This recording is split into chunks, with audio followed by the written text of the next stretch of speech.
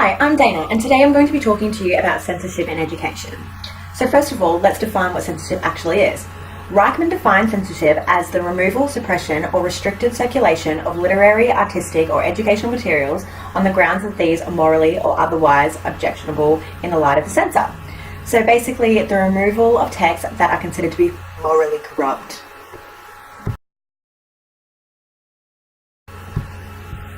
So what does this mean for us as future teachers, and how will it affect our classrooms? When we are selecting texts to actually teach in our classrooms, we need to ensure that we are selecting texts of value for our students. And by having a holistic understanding of why novels have been challenged in the past, we can be prepared to face these challenges head on.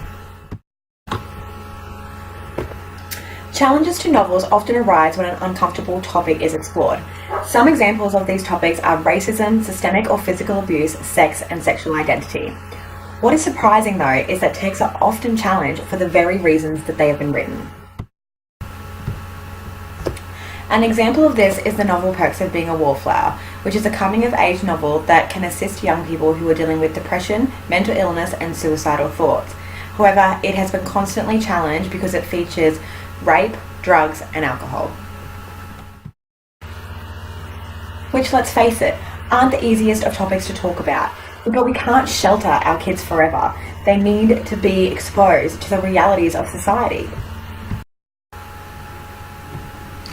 Or what we could do is just play it safe, and we could stick to the literary canon, which is dominated by texts written by white, old European men, with the exception of maybe the Bronte sisters and Virginia Woolf.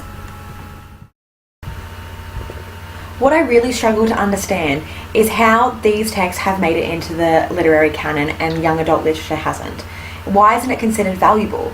Ostenson and Wadham highlight young adult literature as being a powerful tool in the classroom, as these types of novels do more than just explore complex themes. They also engage students in reading, and kids have started reading for fun again, which is a massive challenge for teachers.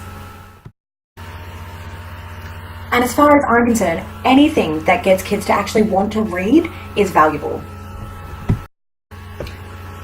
Now, I'm not saying that we should all get together and teach Twilight, but what I am saying is that any novel that students can find an academic value in and engages them to actually pick up that novel and deeply interrogate it should be supported in classes.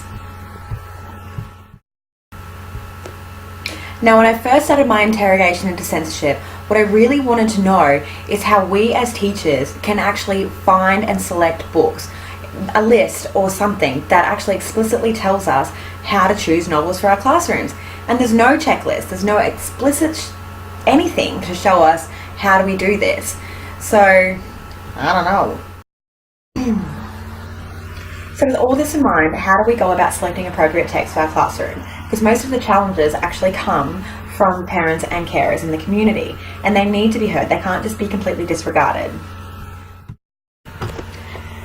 Larry McCulkey recommends that we ask parents to actually contribute to our reading lists and that we make them recommended, not required. We should also have files on reviews that support the materials that we would like to teach, and that we should negotiate clauses that protect academic freedom. We should also call upon an agreed selection process for selecting the materials we want to teach, and that we should discourage the concept that only one text can teach about a particular theme. So this is probably a pretty good way to start, and we can probably diffuse a lot of challenges before they even begin. What is also important to note though is that censorship doesn't just end with novels.